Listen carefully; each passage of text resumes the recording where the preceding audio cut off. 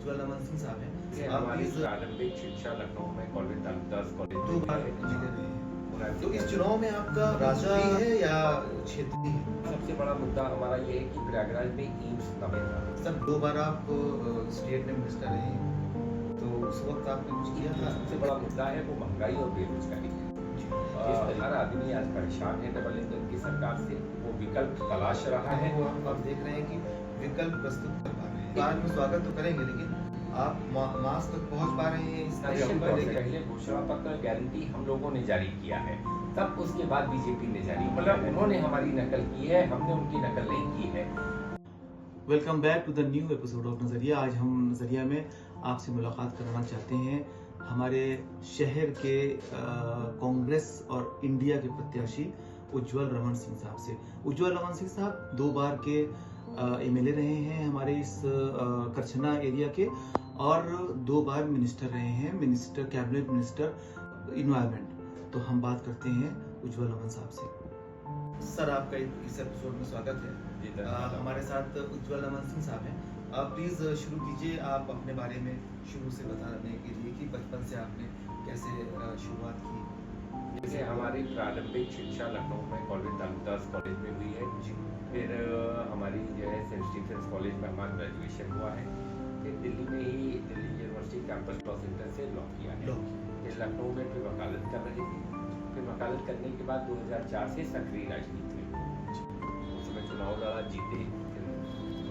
आप 2 बार मिले रहे हैं। मुलायम सिंह यादव जी ने पर्यावरण मंत्री की जिम्मेदारी दी थी, जिस जिम्मेदारी को बखूबी निभाया। 2012 से 17 जो है उत्तर प्रदेश द्वीप विकास निगम का अध्यक्ष था, 17 से 22 में विधायक था, और फिर अब लोकसभा में प्रत्याशी के रूप में जो है आपके सामने। तो इस चुनाव में आपका मुद्दा राष्ट्रीय है या क्षेत्रीय है? देखिए हमारा मुद्दा जो है सर्वप्रथम तो क्षेत्रीय ये है कि प्रयागराज की जो उपेक्षा हुई पिछले 10 सालों में, ये जो सरकार बनी और जिस तरीके से इसने उपेक्षा किया है, तो लगातार लोग परेशान रहे हैं। प्रयागराज से जो सरकारी दफ्तरों का पलायन लखनऊ हुआ, कहीं न कहीं प्रयागराज की गरिमा गिरी है। दूसरा सबसे बड़ा मुद्दा हमारा ये है कि प्रयागराज में एम्स न होना, इसकी वजह से लोग पूरे प्रयागराज और अगल बगल के जनपद के लोग परेशान रहते हैं, तीमारदार से मरीज तक सब परेशान हैं। तीसरा सबसे बड़ा मुद्दा है कि एक अंतर्राष्ट्रीय स्तर का स्टेडियम प्रयागराज में नहीं है, जिससे खिलाड़ियों से जुड़े, खेल से जुड़े हुए लोगों को दिक्कत होती है। चौथा सबसे बड़ा मुद्दा है कि प्रयागराज में मेट्रो न होना, सारे कबाड़ टाउनों में मेट्रो है, सिर्फ प्रयागराज को छोड़कर। पांचवा सबसे बड़ा मुद्दा है नैनी का औद्योगिक क्षेत्र, जो कि बिल्कुल बंद हो गया है, और अगर इसको पुनर्जीवित नहीं किया गया, जबकि लाखों लोग यहाँ नौकरी करते थे या आश्रित थे उस पर जो है, तो उनके घर बर्बाद हुए। तो ये भारतीय जनता पार्टी ने इसमें पर्याप्त प्रयास नहीं किए, एक भी फैक्ट्री पुनर्जीवित नहीं हुई, जो कि करना चाहिए था। सर 2 बार आप स्टेट में मिनिस्टर रहे, तो उस वक्त आपने कुछ किया था? बिल्कुल जो है, जब हमको मौका मिला, समाजवादी पार्टी को मौका मिला, मुलायम सिंह यादव जी ने 3 पावर प्लांट जमुना पार को दिए, 3 बड़े पावर प्लांट। लोगरा के बाद अगर कोई पावर हब बनने जा रहा है, एनटीपीसी एक है, लोगरा में दूसरा है, और तीसरा करछना में, जो कि अभी जो है भारतीय जनता पार्टी उसको बनाने में इच्छुक दिखती नहीं है। तो 3 पावर प्लांट उन्होंने दिए थे, अधिग्रहित जमीन भी हुई थी, 2 तो चालू हो गए। और अखिलेश यादव जी की जब सरकार थी, तो स्टेट यूनिवर्सिटी बनाने का काम अखिलेश यादव जी ने सरस्वती हाईटेक सिटी दी है, जहां रिहायशी के साथ, उद्योग के साथ, कमर्शियल सारी जो है सुविधाएं जो है विश्व स्तरीय नहीं, वो तो कच्छप गति से चल रही है। भारतीय जनता पार्टी की नियत और नीति दोनों में खोट है। वो हमारी परियोजना थी, तो उसको कच्छप गति से चला रहे हैं, लेकिन उससे प्रयागराज का बहुत बड़ा फायदा हो सकता है अगर उसको पूरे जोर से उसको चलाया जाए, क्रियान्वित किया जाए। उसकी जो परिकल्पना किया था अखिलेश यादव जी ने, विश्व स्तरीय टाउनशिप के रूप में किया। तो प्रयागराज को निश्चित तौर से जब हम लोगों को मौका मिला, तो हम लोगों ने प्रयास किया। और सबसे बड़ी समस्या आज के दिन है, संगम नगरी से हमारी पहचान है, संगम से हमारी पहचान, दिन पर दिन पानी का स्तर कम होता जा रहा है, जिसकी वजह से उसमें प्रदूषण बढ़ता जा रहा है।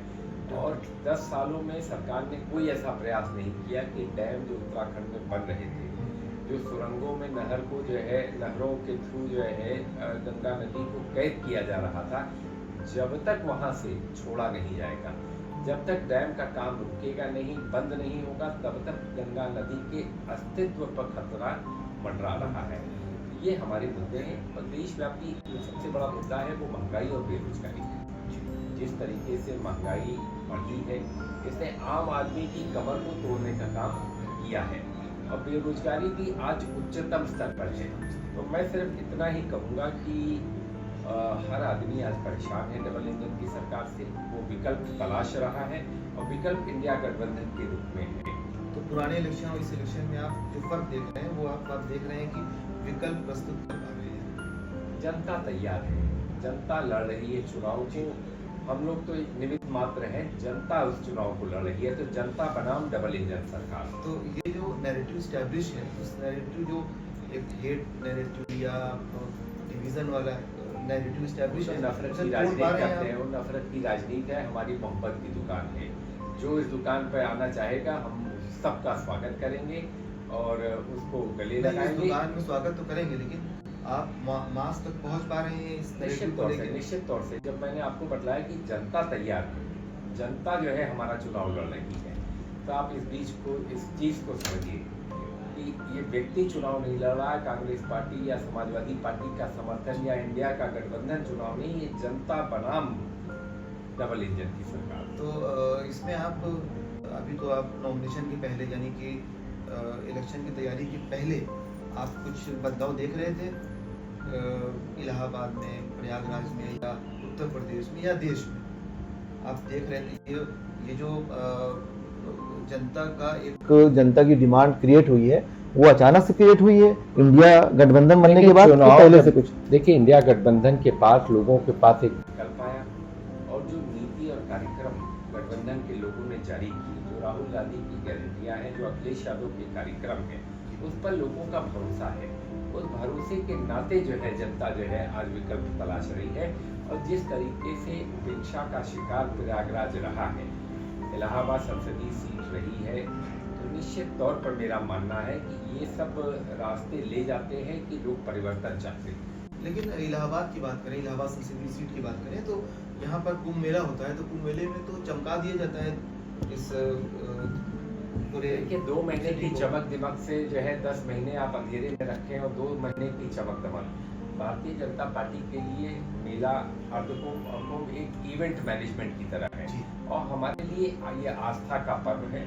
हमारे लिए एक आस्था के साथ साथ हम लोगों का मानना है, हम लोगों का विश्वास है उस पर। भारतीय जनता पार्टी तो खाली इवेंट मैनेजमेंट उसको कर रही है और ये हमने नहीं, उनके शीर्ष नेतृत्व ने इस बात को कई बार बोला कि हमने बहुत अच्छा इवेंट मैनेजमेंट इलाहाबाद में किया है कुंभ मेले के माध्यम से।